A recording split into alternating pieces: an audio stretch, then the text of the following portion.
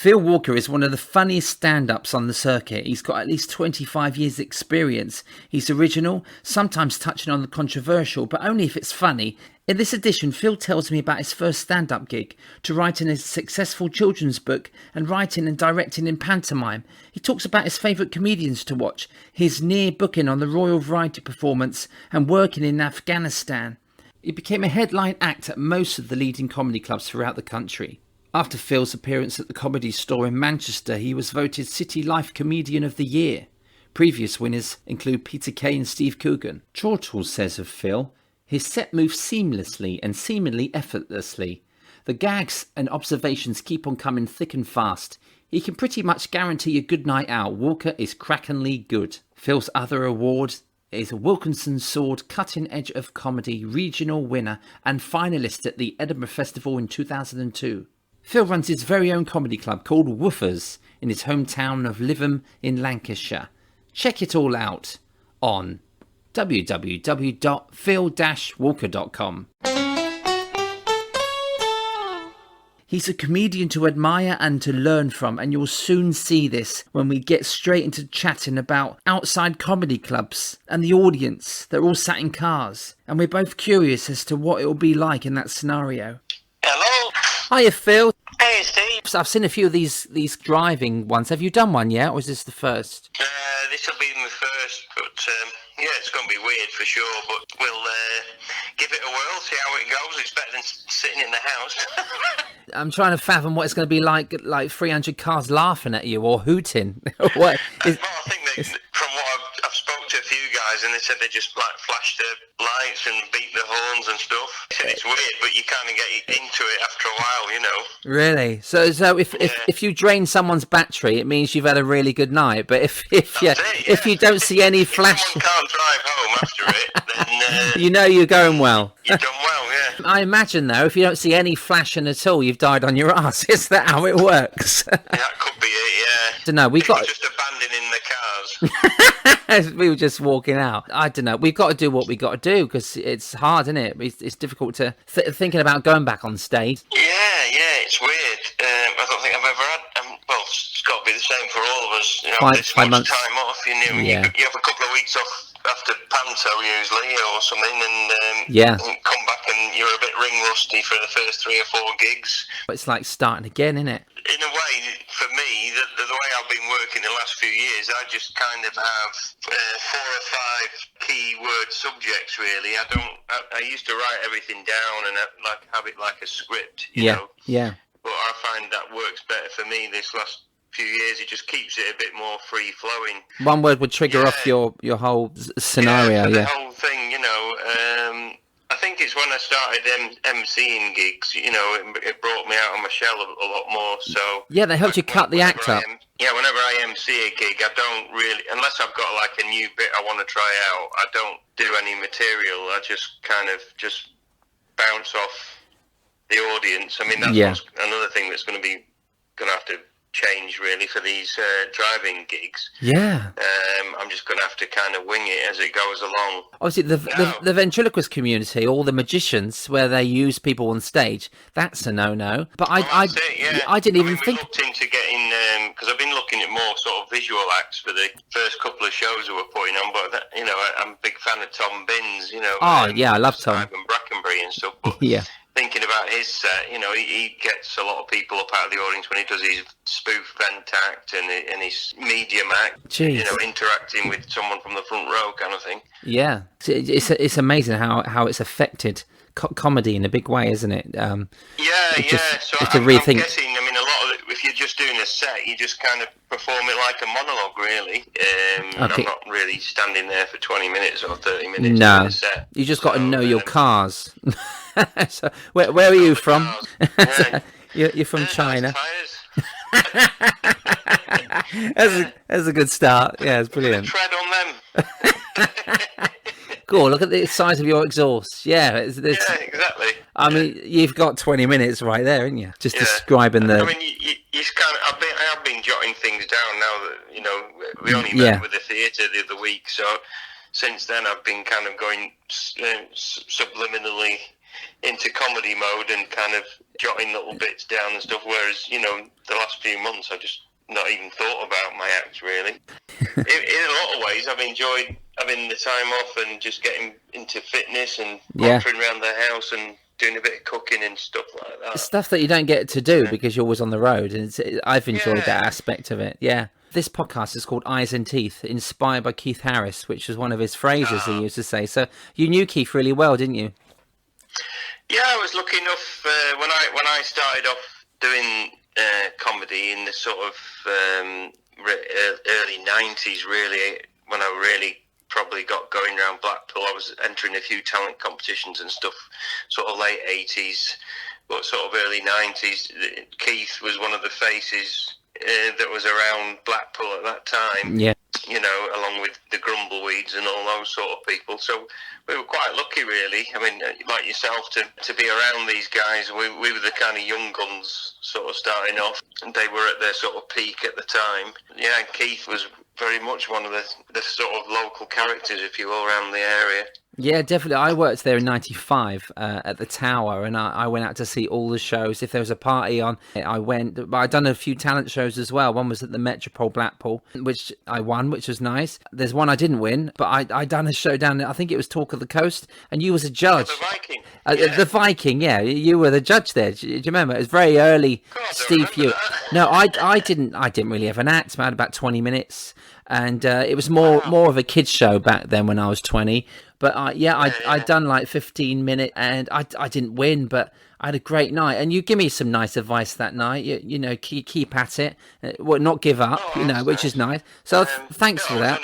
I was 20. Yeah, I remember. Well, actually, the Viking, that was one of the ones that they started me off. Really, I won the talent competitions they used to have there, like the one you entered. Yeah. And from that, they started giving me like one-nighters and odd bits and bobs here and there, and kind of took me under their wing, really. So I was there was a guy that owned it called Eric Slack. He was very helpful to us early on, you know, because that's the hardest bit, isn't it? Just getting going, really. Yeah, it wasn't Tom Bright hosting that? Was it Tom Bright hosting? No, Tom Bright was at the Pleasure Beach. Oh yeah. He done the Mystique. It was It was a guy called George King at the time. Oh, George, of course, yeah, George King. Yeah, George King. He took over from a guy called Jack Diamond, who'd been there for years. Because what they tend to do at the Talk of the Coast, they have like a resident compere that kind of stays there for years. And I think that like Buddy Lee's there now, and he took over from George. It's like Doctor Who, I think. It is, isn't it? Like every 10 or 15 years, they merge into another comedian. And, but Buddy's been there. He must have been there 15, 20, maybe 20 years now. Oh, blimey, yeah. Yeah, it was good. I saw 2018, I'd done a season at Pleasure Beach, and I just wandered off just after my show. I was on my own, and I went to see the Talk of the Coast, had a pint, and Buddy Lee was on there with another act, and they were just bouncing off each other, and it was brilliant, just great, and it was packed house as well. Funny, man. Yeah, it was like a Will Tappers atmosphere, you know, and I enjoyed that.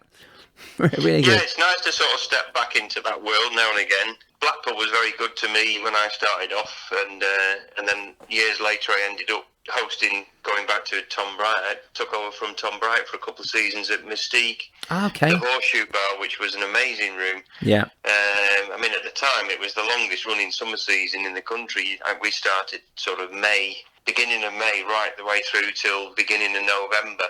Wow. And we were doing like 6 shows a week, 1 day off, and it was like very much a sort of a Las Vegas floor show. It was brilliant. Room. Dancers as well, yeah. Yeah, beautiful girl dancers and magician Richard DeVere and all these illusions and stuff. Yeah.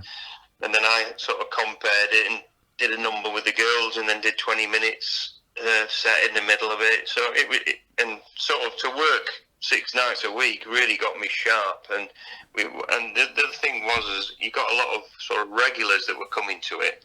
So I found myself, rather than just have them staring blankly at me, I found myself, writing new stuff all the time. So yes, so that constant work. I was getting bored of doing the same stuff because I was working 6 nights a week. I didn't Yeah. want to be doing. You had your favourite bits, but just kept like reading the newspapers and putting topical bits in, and then that was when, around that time, in the winter times of those summer seasons, I started dipping into the comedy clubs and jonglers and stuff like that, and I think that those 2 seasons Groundwork really, for getting you ready for the comedy club circuit. Yeah, it was like wow. going to the gym. So by the time I got to jonglers, I could actually go on a weekend and do 3 different sets over a weekend, because I had that much material. Blackpool, I've still got a soft spot for it. It's a shame the way it's gone in recent years, but I think we had the sort of best times of it, really. I think so, yeah.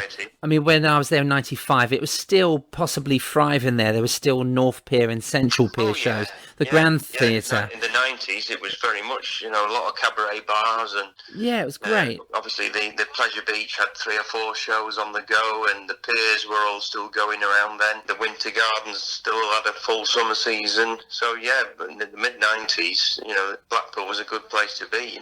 You could make a good living out of the summer there. Yeah, I had a great summer there. I remember being in West Coast Rock Cafe, and Darren Day was doing Summer Holiday or something, and he was coming up with Isla Fisher. I just left actually, and they said, "Oh, there's a band on at the moment." There was this big hype about a band being at the Winter Gardens, and the next day I found out that band was Oasis, and they went to West Coast Rock Cafe with their crew after, and I just missed it, and I didn't know who Noel and Liam were at the time, but they're not funny anyway, so I won't talk about them. Oh, conversational. Do you remember your first stand-up night? Do you know where it was? Probably the Viking. Oh, it was at that venue? Yeah, the Viking, the Talk of the Coast. Brilliant. Yeah, part of the prize for me winning the competition was a weekend supporting Tony Christie. Wow, that's a good prize. They had, because back then they used to do like these star weekends, and they'd have like different names. Yeah. And they would do like 3 or 4 nights over a weekend, and the hotel would be packed, because people were booking in to see these people. And yeah, I got to support Tony for the weekend. That's a brilliant prize. I won W.H. Smith vouchers. That was at school. They're probably still valid. Not allowed in yet. Not without a mask. Blimey. It's not a good time to be a ventriloquist with all these masks, is it? I mean, or maybe it is, because nobody will be able to see your lips move. I spent so many years trying to avoid doing the ventriloquist mask routine, and then agents and bookers would request it, so I had to get masks made. So I ended up doing it. Now when we go out and all the audience are wearing them, we're buggered, aren't we? Last time I did the Comedy Store kids show. Yeah, just before lockdown, actually. Oh, yeah. It was in February this year, and I bought a Nookie Bear. Oh yeah. I saw a picture of that. Yeah. It was for Panto when I was doing Cinderella the other year, and I needed a bear to give, as a toy. I thought it'd be funny to get a Nookie Bear because they look dead funny, don't they? So I bought it off eBay. It's just been sat in my office. So when I was doing the comedy for kids, I like to try stuff out, and stuff that I've not done before. So I just came up with an idea of doing a spoof ventriloquist, and then he whispers in my ear. I said, "What's that?" He said, "You're not going to speak unless I put my magic beard on." And I went back to my prop bag, and I bought this ridiculous, huge ginger beard that virtually covers my whole chest and face. Yeah, they sell them in Blackpool, don't they, with the big hats and the ginger Scottish wigs. A massive, just a ridiculous beard. That's brilliant. I did this spoof, and it just got a laugh just doing that. Yeah. Anything after that was a bonus. The only trouble was I was laughing that much, I ended up nearly choking to death on some of the hairs. Off Yeah. Oh blimey, that is funny. That's brilliant. Yeah, but at least Nookie Bear is now tax deductible, so I can put him through my books next year. They're not cheap. Those Nookie Bears aren't cheap on eBay. I've seen them. No, actually, I got a great deal with mine, and he's in really good condition. The only thing I had to do was paint his eyes up again. It was a guy it was a toy one, not obviously. It was the ones that he sold, didn't he? But it still worked as a you can put your your hand in the back and with Yeah, his and mouth you and put a his string eyes. and his eyes Pull cross. the string and his eyes cross and all. One of the springs has gone in one of the eyes, so if you pull it, he gets cockeyed. And you got to There's push more it jokes. back out again. It's a Ben Turpin. I had one of those off eBay once actually, but one of the eyes were I only gone. paid like 30 quid for it. Really? Wow. Yeah, Well, this that's guy not bad. He'd had it in his loft, and he said he kept it like bubble wrapped in his loft, which sounds kind of weird. This Like Dexter. there. Yeah. But when it arrived, it was in like really tip-top condition. I was really pleased with it. No, that's because he was bubble wrapped. Yeah, bubble wrapped. Well, that was a good deal, 30 quid. They're normally reaching around 80 to 100. So, I mean, Really? yeah, but they are in everybody's. I might hold on to him then. I might be taking him to David Dickinson in a couple of years. It is antique. Well, I'm saying you could get £120. I'm going to put it on the table. Dazzler, Bobby Dazzlers. That's brilliant. Yeah. You do impressions. That was pretty good. I thought he was there with you. Yeah. That was good. Oh, yeah. Well, when I first started off, I didn't have the confidence to stand up there and just do gags as myself. Yeah. Do the odd one-liner, but... So you hid behind a everything was character. Impressions. Okay. At that time, I even had an Orville that I bought on the front, like a stuffed Orville doll. Yeah. And I used to just do him. I used to do that. I just remembered it now. I wish I could fly way up to the sky, but I can't. And I say, you can, and then just kick him off the stage. Little drop kick. There you go. I lost a few, actually, in the Viking doing that. They never came back to me. They never came back. I had to go down to the store on the front and buy a new one. Oh, blimey, yeah. They're collectibles. Chase it, going up to some sort of 18-stone guy covered in tattoos. Can I have my Orville back? No. Piss off. Well, I'm missing the trick here, really, with small Arthur lagers, you know. I need to pull my finger out and to get on it. Yeah, all these nookies and Orvilles and eBay. Yeah, little Arthur lagers. Yeah, or what's your cute? You've got a little cute one, haven't you? What's he? Oh, it's a little Chi-Chi, that is. Little Arthur lagers. You could do like key rings with him on and stuff like that. Yeah, I was going to get some little half pints, you know, just half, not pint glasses, but half pint glasses with his face on it. Face on, yeah. People would buy them. When I was doing the holiday park back in the sort of 90s, yeah. 90s, doing the Haven circuits, I used to sell joke books. Brilliant. I just got a load of gags, just standard pub gags. You know, I used to say, oh, people are always coming up to me after the show and saying, have you heard this one? Have you heard that one? So nice. What I've done is I've collected all these jokes over the years and I've put them into this book. And I've done a few cartoons of myself that I've drawn myself. And so I like doodling little cartoons. So if you'd like one, come and see me after the show. And they used to be queuing up. Great idea. They just wanted to meet you, so they've been knocking these out for like a £5 each, you know.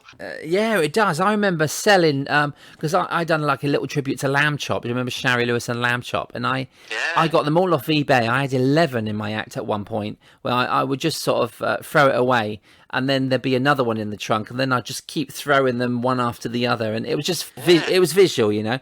But one night I was on the Isle of Wight. And I was literally just a little bit skint that week.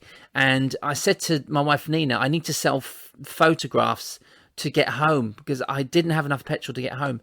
So I decided during that show to sell the lamb chop. So I said, these lamb chops that I just done in a routine, at the end of the act, I said... actual lamb chops or... No, not meat. Not actually slices of meat. I could have got more for them if I'd have cooked them in the barbecue at the end. Butchers today. That would be funny, wouldn't it? A lot of comedians sell DVDs and stuff. I've been down the butchers today. I bought all these lamb chops. You get a free jar of mint sauce with it. You like one? Come see me after the show. That's probably a better idea, actually. Just do a barbecue at the end of my gigs, I think. Let's put the burgers. They used to have like a meat raffle and stuff. I was always on after the meat raffle. I should have thought of that years ago. So these lamb chops were actually Shari Lewis toys off the shelf. So I got them all off eBay, probably about £10 to £15 each. But because I needed petrol money, I sold them all that night for £5. I kept one of them because I always done one lamb chop, and the other 10 I just threw away. But that night there was a queue, and I sold them for £5 each, and I had 50 quid in my pocket to get home that night. And it got me a cup of tea on the Isle of Wight ferry, only half a cup with what was left. Yeah, but Oh, yeah, the things they were we the do, days. Things they were the days.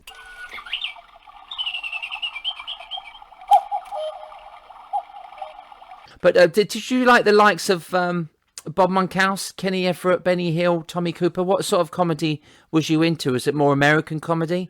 I really liked like Steve Martin, Stephen Wright, and Robin Williams. I love all those sort of names. Yeah, American comic. Well, I grew up sort of listening to. My dad used to have like albums of theirs, and I would sit in his office and listen to like Woody Allen's album and Steve Yeah, Martin's. But yeah, great. Bob Monkhouse for sure over here. He was the man, wasn't he? Yeah, yeah. Billy Connolly. And yeah, Billy Connolly, of course. Yeah, got to see him in his prime in Blackpool. He was brilliant. Probably Wow. the best, one of the best I've ever seen. But Yeah, me too. Monkhouse was he was phenomenal. Very underrated as a comic in this country.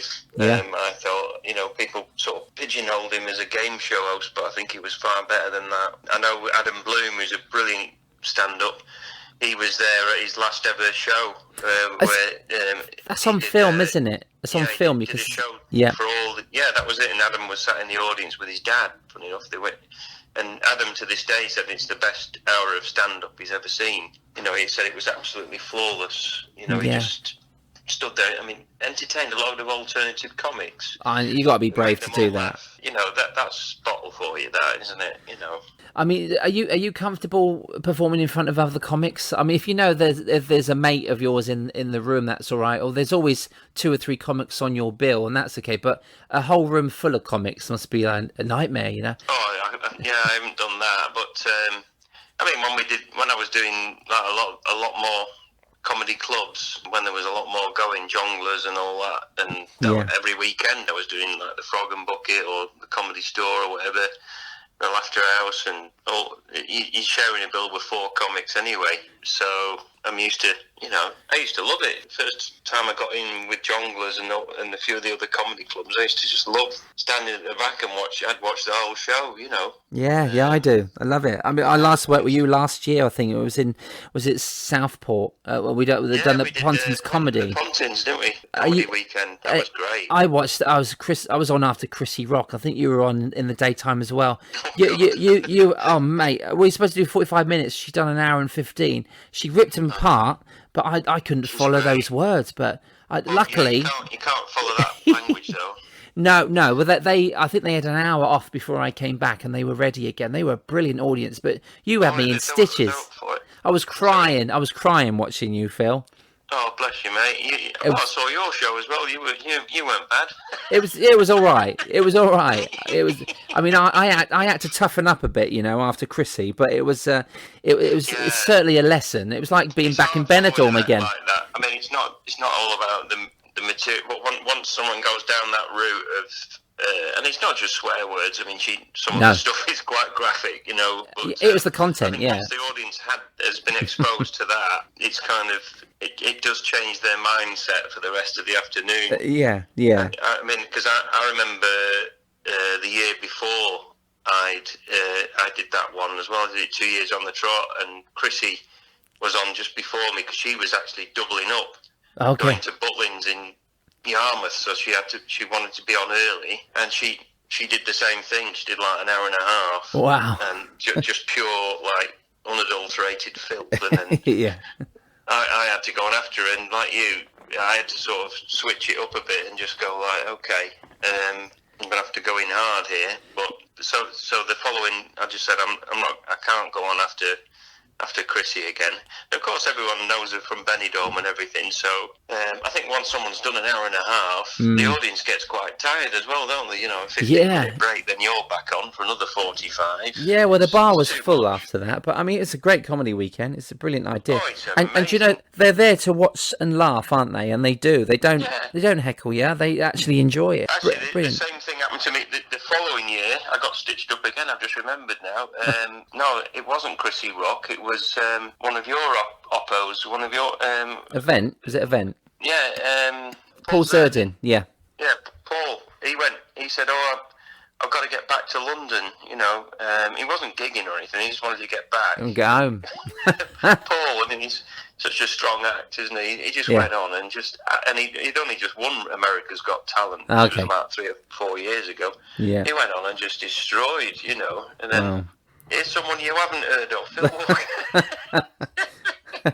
True brilliance though, but you did have me in stitches, and I remember the routine you'd done about the famous DJs at the time, and it all linked together brilliantly. Oh, yeah. It was just the style, the way you did it was just genius. Really funny. I like that routine. Well, I don't do it so much anymore. If I'm doing longer sets, I might have to, or want it a bit more adult, I'll pull that back out again. But it's nice that you got it there, because it's so strong in it as well. You can it's like when you do the cruises. I mean, you get bored of doing bits after a while, don't you? But when you do the cruises and you've got like 2 different shows to do, you think, well, I better pull that phone routine out, or so I'll get 15 minutes out of that, and then I think I mean, you've always done that as well, haven't you? You just got to keep refreshing your set, taking bits out, and because I always think bits have a shelf life anyway, and then if you leave them for a while and come back to them, then they kind of get a new lease of life. But there are bits, like favourite bits in my act, and I go, oh, I really like that, and then all of a sudden, overnight, it stops getting the response it was. Yeah, I suppose you talk about shelf life, and that's what happens. But you just go, I've got to let that go now. It's lost its magic, kind of thing. Yeah. So you pull it out, and then years down the line, you go, "Why did I drop that? Because that always worked." And then, but it's just because you're adding stuff all the time, And your routines and your storytelling is true class. And you talk about routines like, I'll just pick a few out for you. You talk about the peanuts, the tuna, chicken, pigs, and the megabus. Brilliant routines, just great stuff. Yeah, well, you try and keep up to date with what's going on and technology and stuff like that, and you're always looking for experiences. I think if you don't do anything or don't go anywhere, you kind of don't pick anything up, do you? I mean, that's true. That megabus routine actually came out of me going on the megabus, because I thought, while I'm sat here, I'm going to have to write a routine on it. It was a last minute. I got a last minute weekend in London, and I hate driving to London, so I usually always get the train. But it was like 2 days beforehand, and the train was something like 300 quid, ridiculous. For the weekend. It was like last minute. So I thought, well, I can't afford to go on the train. That's firstly my weekend's money gone. Yeah, got to spare 2 quid. Get the megabus. So I ended up Googling other things, and the megabus was like a tenner each way. So I thought, well, that's a no-brainer. That I'll just get on that, put my headphones on, and chill out. My God, what an experience! And write about it.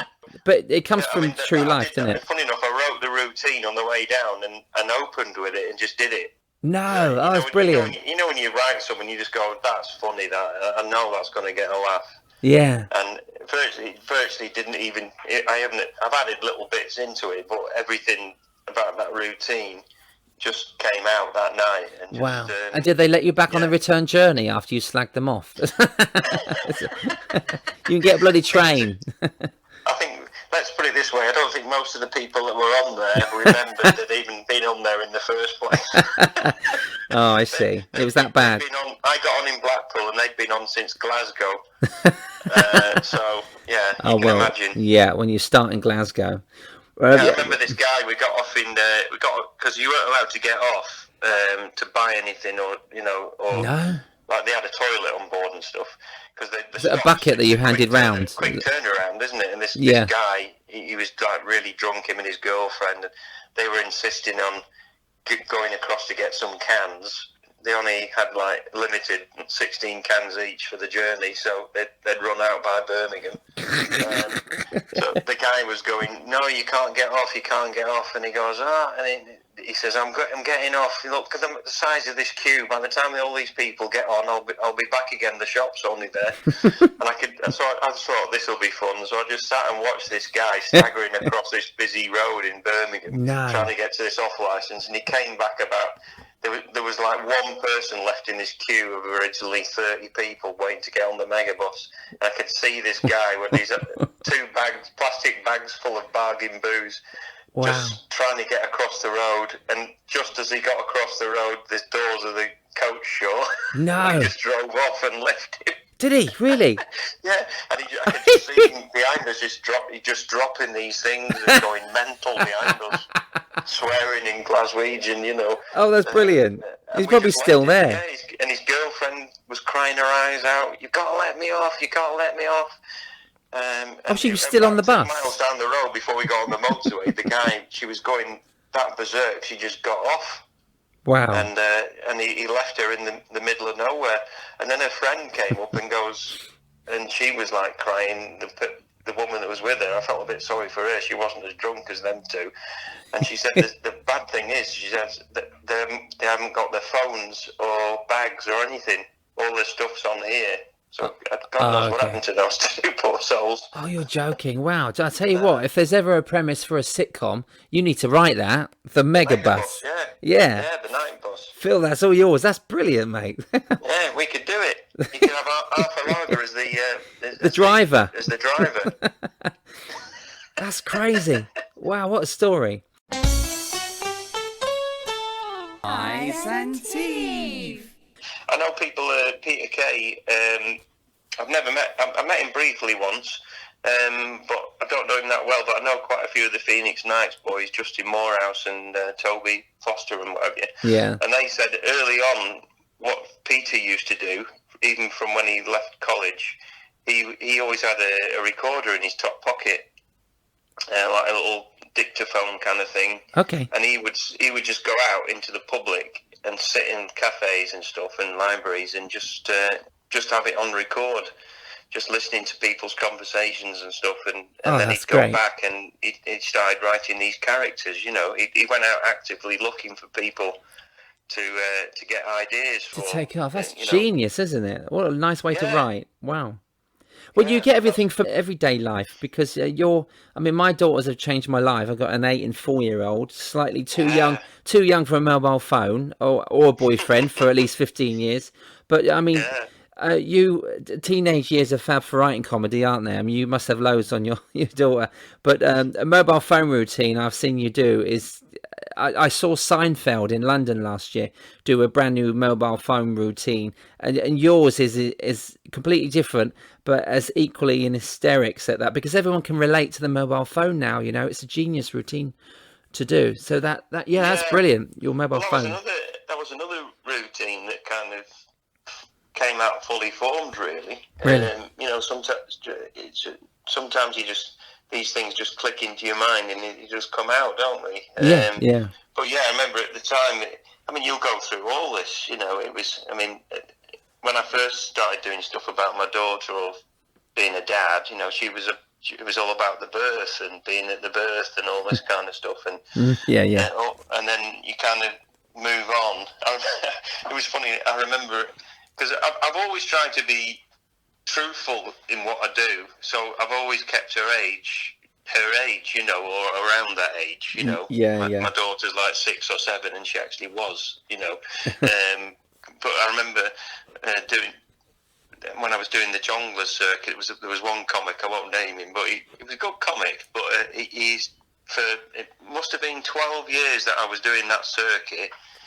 He used to do a routine, and it was virtually word for word for the 12 years. My wife's just had a baby.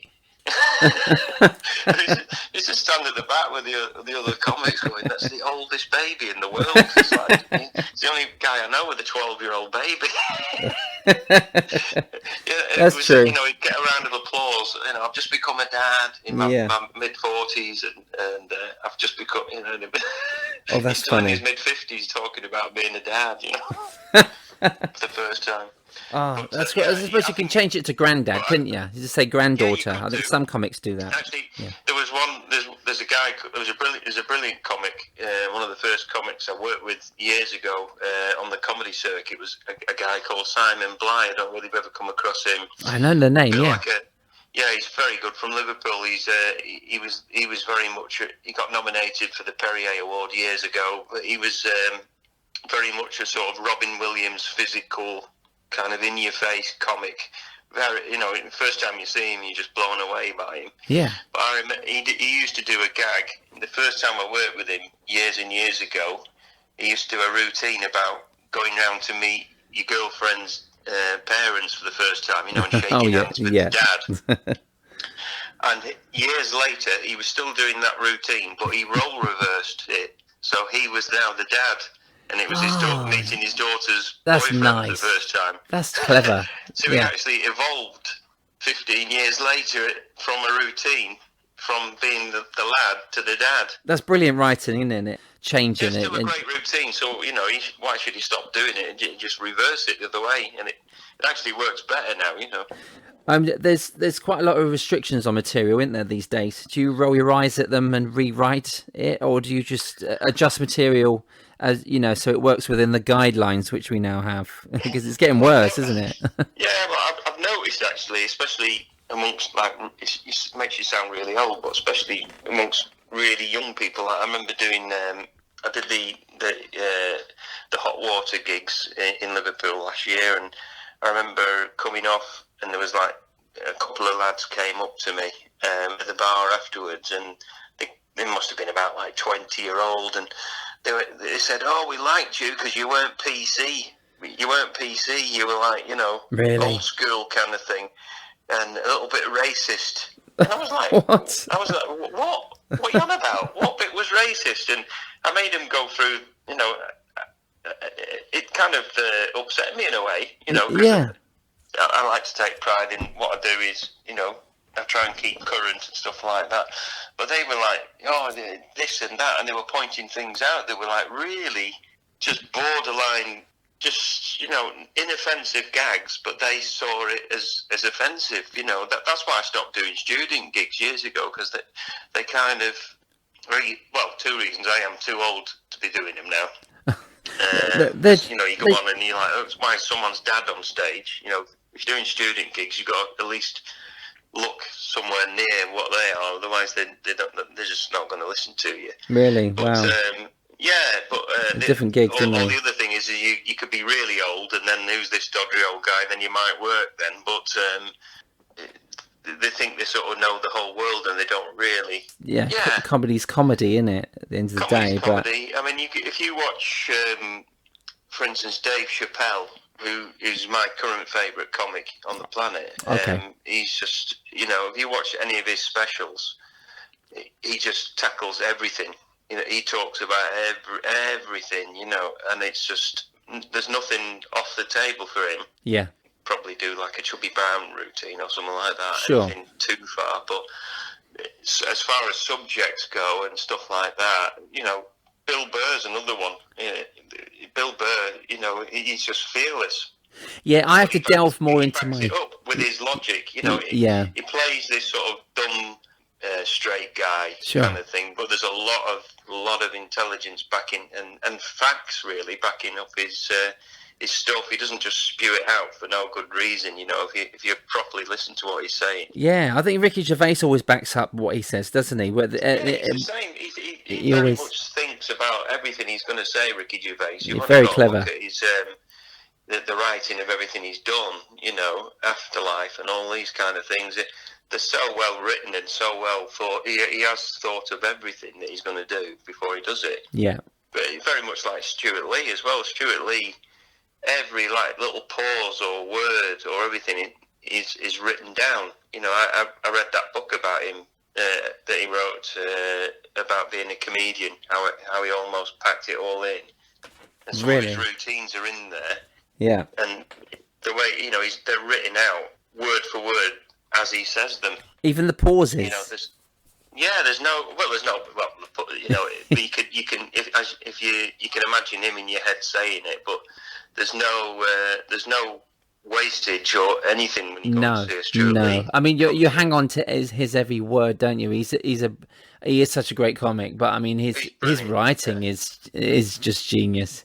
It really is funny stuff. Yeah, saw him in Preston a couple of years ago. I think it was his last tour, where he had all the comedians' DVDs that he bought for a penny each as his backdrop, and he's just sort of stamping on them and stuff, doing this fake sort of they're worthless kind of thing. Funniest thing, and he's stamping on them that much, his trousers fell down around his ankles. And he just stood, but he stood there, carried on, totally oblivious. But it was all planned. Yeah. Because, you know, it wasn't just like an accident that happened. He wanted it to happen. You know, he purposely loosened his trousers to a point that they would fall down around his ankles. And he was just this guy just ranting on with his trousers around his ankles. He just left them. Yeah. Absolutely hilarious. Yeah, there's some great comics out there. I think comedy is a lot of people go, you know, people, especially like as people that like the old school sort of stuff, and they go, oh, they're not these modern comics, they're not as good.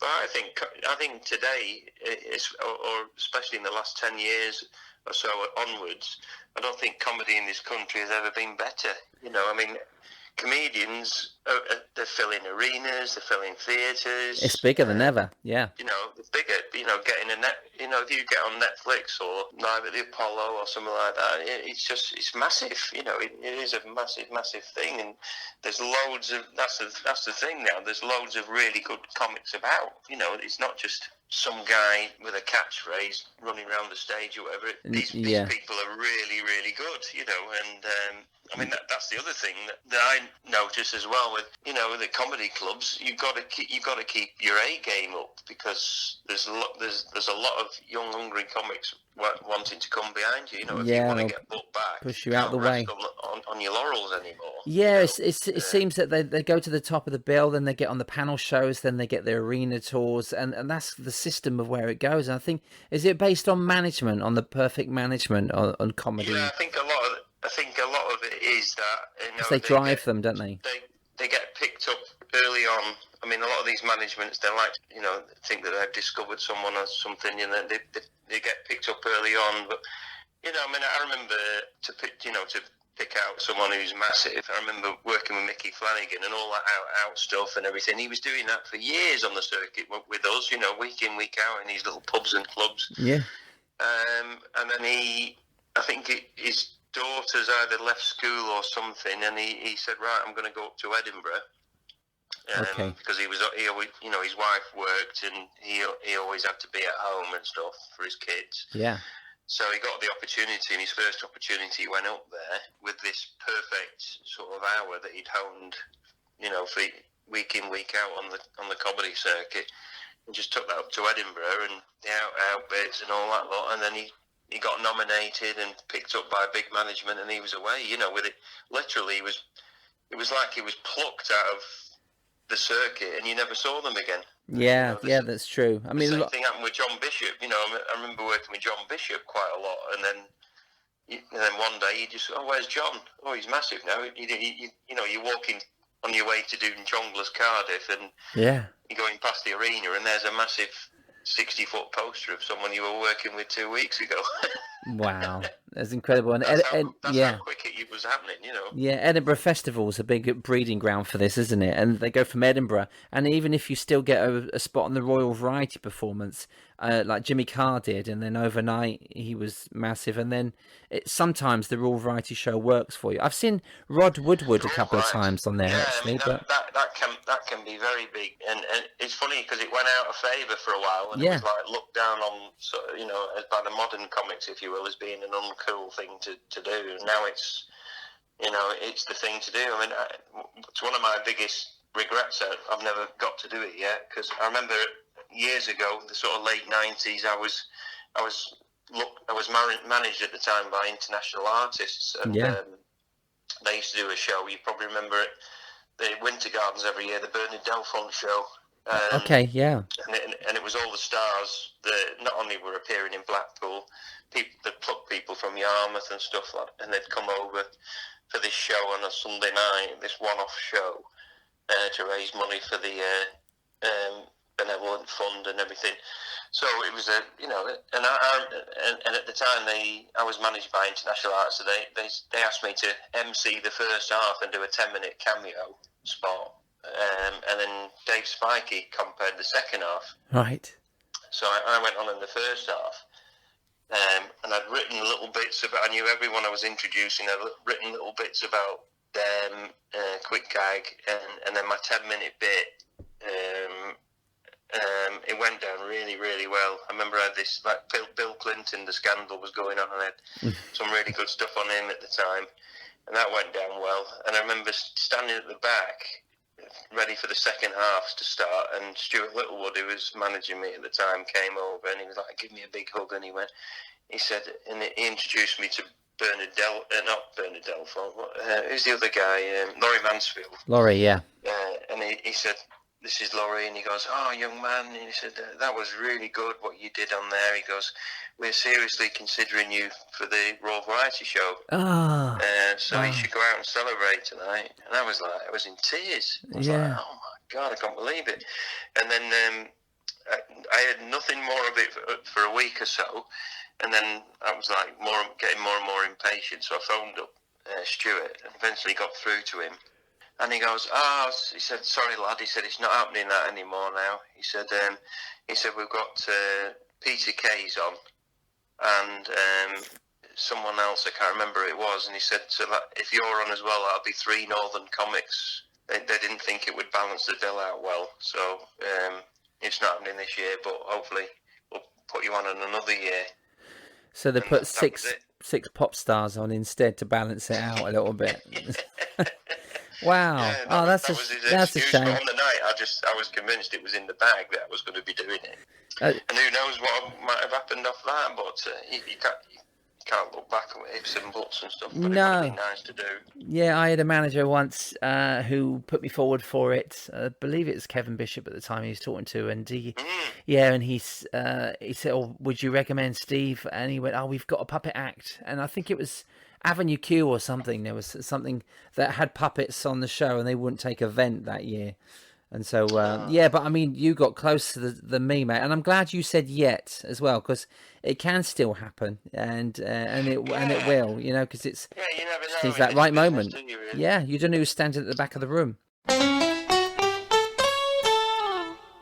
mean, I started my professional career in '97 in holiday parks, and worked them for quite a few years, and they weren't the easiest of crowds, were they? Like fighting for attention, kids screaming, fruit machines, drunks at the bar.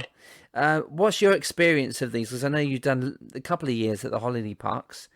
And I did them at first. At first, they were sort of early mid-90s. They weren't too bad, the ones I was doing. I was doing the Pontins circuit. Yeah. And did a bit of Haven as well. And they back then, they seemed to have 2 rooms. They'd have a big family room where they put like bands on and stuff like that, and then they had a late night adult comedy. So where you had to be 18 and over to get in. Yeah, I think I come to see you in one of them. You had more of a chance. You had more of a chance in those rooms, so they weren't too bad. But I remember a couple of years ago, I started working, the abroad gigs for Thompson's, was it? Oh, Ted, yeah. Doing the Sensatori gigs and stuff. Oh, okay. And they were booking some Havens as well, and he said, "Oh, I've got some of these midweek. Do you want to do them?" And so I said, "Oh, yeah," and the money wasn't too bad. So I drove across to near Yarmouth somewhere, and it was something I'd done years ago. I remember it. It was now under a different name, and I just walked in, and I walked to this room, but I remember it specifically where it was, this room, but it wasn't that room anymore. They'd knocked it all into one big room, and it was just huge, absolutely huge, and the music was just blaring out. I went backstage, and they didn't even know I was on or anything. These young, blue coat type kids. They used to build the act up, didn't they? They built it up in the mid-90s. They did. They cared about the act. And you're going on out there. Good luck with that, mate, and all that lot. Yeah, thanks for your confidence. They put me on. They virtually threw me on, and I remember I had 4 of these booked in. This was only like a year or 2 ago, and I just went on and just absolutely died. After 10 minutes, I remember saying there was one table at the front that were laughing. They were actually listening to me, but there was like 1,000 people just milling about who didn't even know what was on the stage. And I remember shouting into the mic, "Does anyone care whether I'm on the stage or not?" And this one guy went, "We do. We're quite enjoying it." This one guy at the front. And I said, "Well, yeah, but that's not helping me out, but thanks anyway, mate." And I went over and high-fived him. And after I'd high-fived him and all his family, I just walked across the stage and out into my dressing room, got my stuff, and left. Yeah. And the sad thing was, I never heard anything the next day, because I'd only done like 10 or 15 minutes when I was supposed to do 45. Yeah. I never heard anything off the agency or any complaints or anything the next day that I'd walked off. So I left it for 3 or 4 days, and then I actually phoned them up and just said, look, did you hear anything about the other night? And they went, no, how did it go? You all right for 2 weeks' time or whatever? And I said, no. I said, I'm not going back. And I just said that this is basically what's happened. And I told them, I was honest with them. And he said, oh, you'll still get paid for that gig.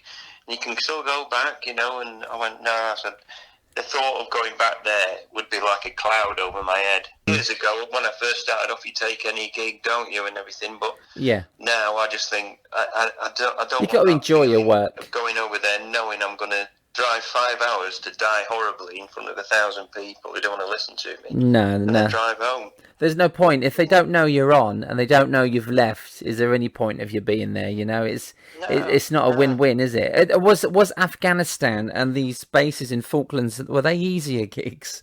They seem to be. They were actually. I mean, enjoyable. The hardest ones were the Cyprus ones. We used to go out and do Cyprus quite a lot, but that was for people on the way home. And they just wanted to get home. But they thought, well, it'll be a stopgap. Rather than flying them straight back, they've been 6 months in action. Yeah. We'll give them a couple of days to chill out and then put a comedy show on. And sometimes they would either go well or they would just, they just didn't want to know you kind of thing, But the tours themselves, they were like over the moon that you'd come out, And I did that. I was lucky enough to do Afghanistan twice, and the Falklands. Went out there, I think 3 times, and Iraq and Bosnia and Croatia. I did quite a lot for the forces at one time, but they were always, and some of the things we got to do, because that's the thing. Part of those gigs during the day, they'll take you out and they'll show you, this is what this is what we do, and you'd meet all the different sections of the army. Really? So you get to write, really? You get to write your scenario around to write in things and drive things and fire things. Wow. All kinds. I did a show for the SAS once in it was me and 3 other comedians. Yeah, in Kandahar, and we stayed over a day later because that was the thing on those gigs. They just, there's a schedule, but things can change because of operations while you're there. And they said, we're going to stay an extra day. There's like 20 SAS guys coming in here to sort of refuel and chill out for a few days. And we want to put a show on for them. So that's what we did. We stayed there and we did this show. And then they said to us, they were over the moon, these SAS guys. They're all sat there with big, huge beards, because they were in disguise. Wow. Living amongst the Taliban. And they said, they said to us, right, if you get up at 5 o'clock in the morning, because we're leaving at like 8 o'clock, if you get up at 5 o'clock, you can come down to the shooting range where we practice, and you can fire all our weapons. Boys' toys. That's amazing. Oh God! So I couldn't sleep. I was like a kid at Christmas. So we got down there and we had these like little tunnels that you went in, and we got to fire like James Bond type stuff, and it was just amazing. Just wow, what a memory! You never imagine. I'd never held a gun in my hand before. I don't know whether you have. But, I haven't. They're surprisingly heavy. You know, when you see these, you see. I'm not like a muscle man or anything like that, but you see these guys in movies firing guns and they're not even kicking back, but you try and fire a real one, you can almost break your wrist. Oh, no, I don't know how these bank robbers do it. It's crazy. Yeah. Well, what a memory, though. I mean, Well, yeah, great memories, great times. It's nice they involved you in all that, sort of the build-up to it, getting to know them before you perform, and then them showing you around and letting you play with their guns. Yeah, and then, flying, we flew at night over, in this Hercules, flying over because we went to three different bases, and we took turns going up into the cockpit, and they put the night vision goggles on, and you could see, and they're going, that's the Taliban down there, and you could see people moving around, and it was really exciting at the time. Yeah. Oh, that's brilliant. You've got one hell of an experience in your career, but pantomime's become a big one of your loves, isn't it, mate? Oh yeah, You've ended up really getting into panto and writing. You directing as well? yeah. I did 4 years at Preston. It was just I'd been at Blackburn. That's where I started off doing pantos, and I'd been there for like just over 10 years. Yeah. And then finished there. I'd kind of overstayed my welcome, I think. They were probably glad when I left.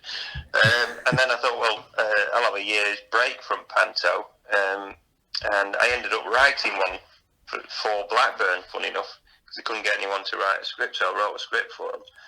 And I really enjoyed putting that together. And then the next year, I heard that Preston had come up for tender for a new pantomime. Okay. A new guy had taken over it. It was because it was council run and stuff, and they were looking for someone to put a pantomime on for them. So I went down and met them, just saying, look, I've got this script. I can write you a script. I've done 10 years over there at Blackburn, blah, blah, blah, if you need any help. And it ended up, we put the show on in-house rather than bringing in a production company. And we sourced our own costumes and put the bill together and everything. I ended up staying there for 4 years. Blimey, it opened a lot of doors, didn't it? It was a lot of work. I mean, it was like a year-round job. You know, I kind of spaced it out right.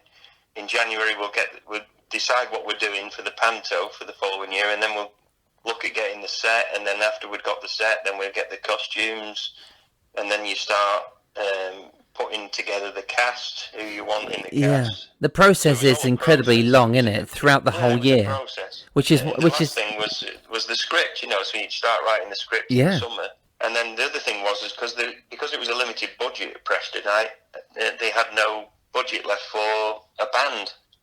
Okay. So we had to do all the on tracks. Yeah. So then I had to learn it because who's going to do the tracks? Muggins here. Yeah, well, so someone has to record them. Edit music and source, backing tracks and sound effects. If you ever want any sound effects, mate, I've got. They're all there, are they? I think I've got a terabyte of like doors creaking open and farts and all kinds of weird things. They'll come in handy for when you write more of your books. So would you do audio books? Because has the pantomime inspired you to do these kids comedy workshops as well as writing the Snots, which is your book that is out now? Yeah. I mean, last year I was lucky enough to do one for Kudos, so that was nice up in Darlington.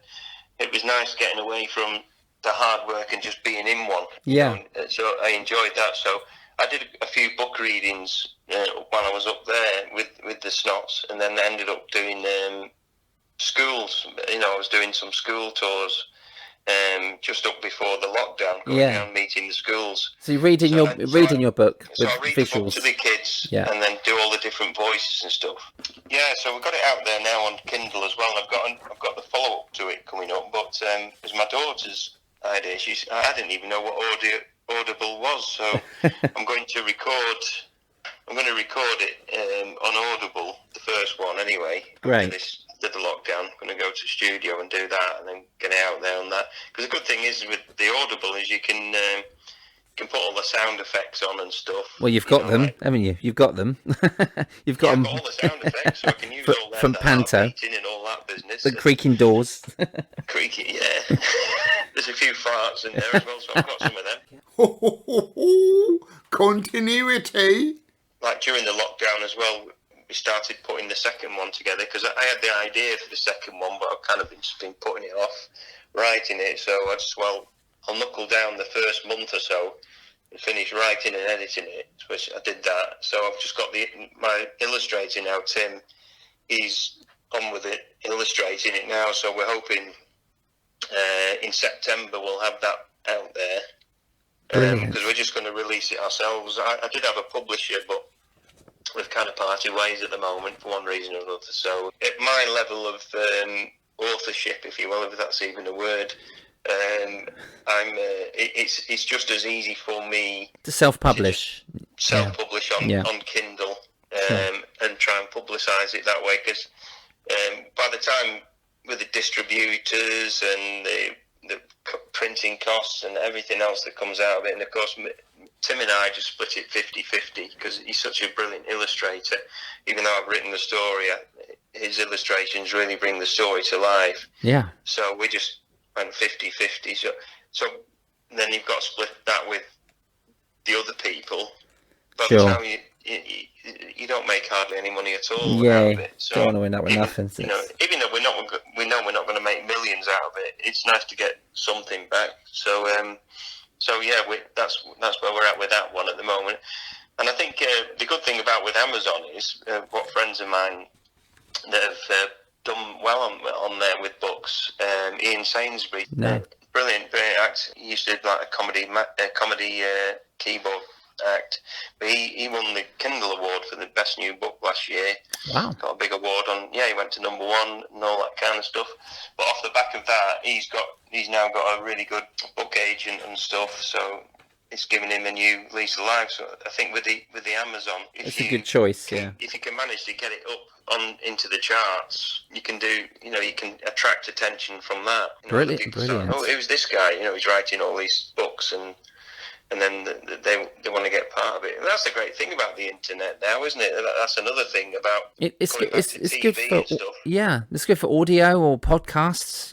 Like we're doing now. It works in all aspects. We can use it to we don't, instead of waiting around for TV. You can build a following up off the internet. Yeah, you've got to create yourself, haven't you, Phil? You've just got to be the creator rather than sit there waiting for a phone call. Thinking, I'm not going to wait around for the producer of Live at the Apollo to come and find me. And I'll put you can hire a theatre out or a small comedy club, put 3 or 4 cameras in, and then produce your own special and put it up on Amazon Prime. Yeah, definitely. Or hopefully for you, Netflix in the future. It would be nice to see.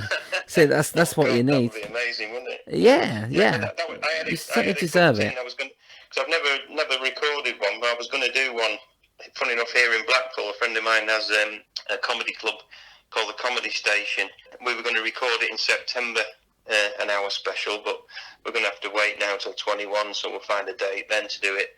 So I've always wanted to do it, just to have something to sort of look back on. Did you ever did you stand in Deliver, which was Mike Reed hosting? Did you do that series? No, I never did that. Did you not? Oh, you've been perfect for that. But that's the sort of thing, that Netflix needs is great comics like yourself on a series of really good things, but a one-off special especially.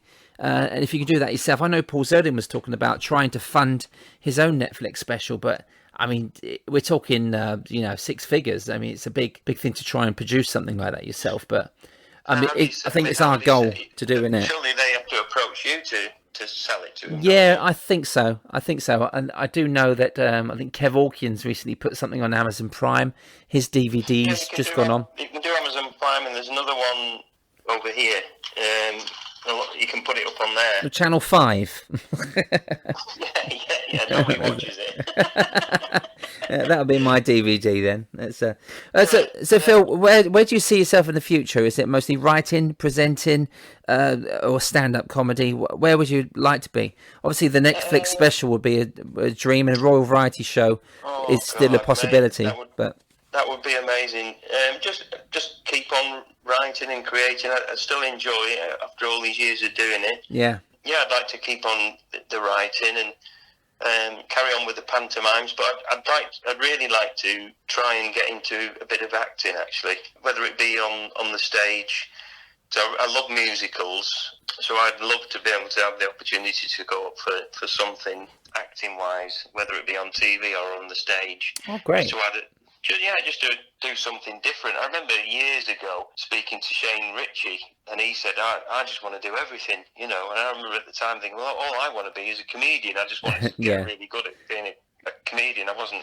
Now, when I look back on it, I think he was right. He was trying everything, doing voiceovers. Yeah, I guess like Bradley Walsh, comedy. I guess. Yeah, all rounders, And I think if you've got a talent you should use it and try and, because you never know what avenue you're going to be taken down. A good friend of mine, Davy Johns, he's a Geordie comic, and he was ready for packing in. He's in his sort of early 60s now, I think. Yeah. But 3 or 4 years ago, they wanted a Geordie guy in his late 50s to audition for a Ken Loach movie. And he went up for it, and he got the lead role as Daniel Blake. Oh, that's brilliant. Yeah, I saw that on the ship. Won all these awards, and did really well. And since then, he's done like 6 or 7 different movies, Fisherman's Friends and stuff like that. So it's changed his life. Yeah, you never know where it will lead, do you? Or like you say, who's standing at the back, and they may be in that comedy club or whatever. But just keep doing what you do. I mean, keep swimming. Yeah, I've worked with your father, Roy. I've worked with Mark, your brother. Your sister's in the business as well. She's doing well, fantastically. Yeah, she's amazing. She's been nominated twice for the Olivier's, which is like being nominated for an Oscar on stage. She's been in all the. Since she was 21, 22, she was playing Christine in Phantom, and she's done Cats and Matilda. The last big one she did was everyone's talking about Jamie. She played Jamie's mum in that. She got nominated. Okay, wow, that's fairly new. Yeah. Oh, that's brilliant. Matilda. Yeah, incredibly talented family there. It's amazing, really. It looks like our daughter's starting down that route as well now. So. Brilliant. You can't get rid of us yet. No, well, we don't want to. You keep walking. Yeah, and my dad's still going. He's going to be 80, bless him, at the end of this month. Oh, is he? Bless him. Roy's brilliant. Still fit as a fiddle, and wanting to get out there, and still wants to work. And last year I couldn't believe it. I was doing a cruise. I don't do loads of cruises, but probably 6 or 7 a year. Yeah. I had a contract with doing Royal Caribbeans last year. And I went on the Independence of the Seas. Oh, I love it on there, and I got into my cabin, as you do, and I was like, who's on tonight? Because they said, you're not working tonight, you're on in like 3 or 4 nights' time. I was like, oh, great, I could just chill out. And put the TV on to see who was on. Oh, it's starring tonight from TV's catchphrase, Roy Walker. You didn't know? Yeah, so I phoned him up, and I'm like, hey, Dad, where are you? Oh, I'm on a cruise out in... what cabin are you in? Finding out what cabin he was in. Yeah. I just knocked on his door, and he opened the door, and he was like, "Oh my God!" So I went to watch his show that night, and then I was on 3 or 4 nights later. Did you come out and you say, "Did you see Roy the other night?" Yeah, no relation. Did you? Yeah, they all knew by then. They'd got round the shit. So we had a good crack about it. They all start shouting, "Say what you say," and all that. I had a brilliant cruise with your dad. He looked after me. He gave me a call in the cab. We went up for dinner, and he had me in stitches, mate. He's brilliant. But you can't shut him up once he starts with stories. No, just such a great family, man. I've enjoyed watching all of you. Ice and Steve. So you're not just a stand-up comedian. You are a producer. You're a book writer now. So good luck with the book and everything, mate. And I hope Panto does come off. Thank you. Because we need it. We need it, don't we? Fingers crossed. Because it'd be good for the families to have something to look forward to at the end of the year. I think we all need a lift at the end of all this. Yeah, definitely. I don't even get cancellations now.